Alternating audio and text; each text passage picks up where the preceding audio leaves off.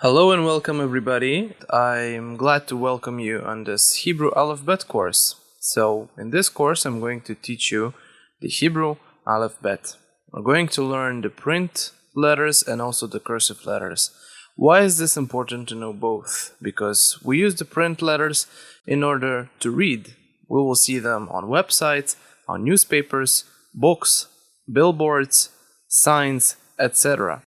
The cursive will be important because we will need to be able to write in Hebrew because it is much faster and much more efficient to write in cursive than in print. Eventually all of us will need to get used to the cursive letters as well. So in this lesson I'm going to talk to you about the general concept of the Hebrew AlefBet.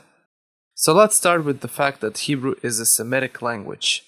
So what does that mean when we have a Semitic language? One of the challenges that we have when we're learning a Semitic language, particularly Hebrew, is the fact that the Hebrew AlefBet does not have vowels. What are the vowels, for example, in Latin? A, E, I, O, and U. So those are the vowels in Latin. The Hebrew AlefBet contains only consonants. What are consonants? All of the rest letters that are not vowels.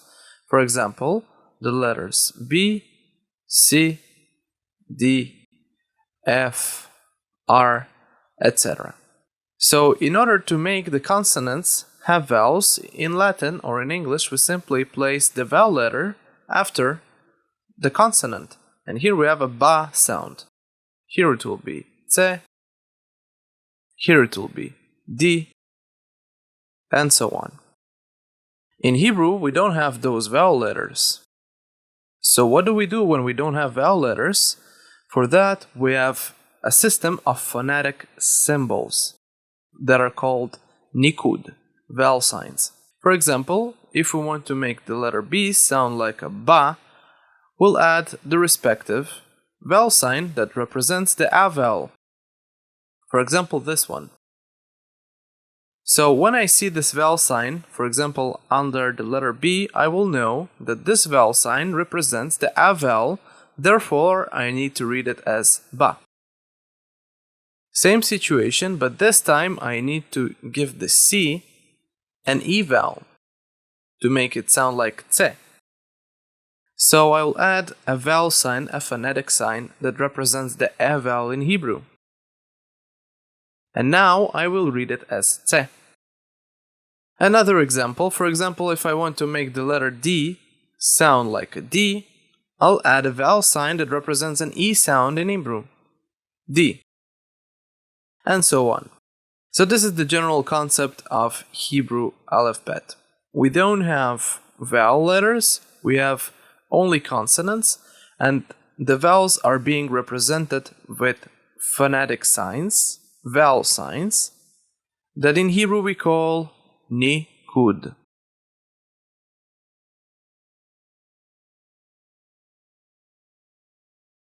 A few more things that we need to keep in mind in Hebrew is the fact that we are writing right to left, unlike in English, where we write left to right.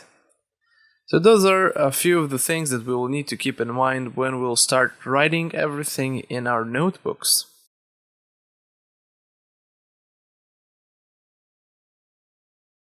So having this general concept in our arsenal, we'll dedicate the next lesson to actually start learning the Hebrew AlefBet.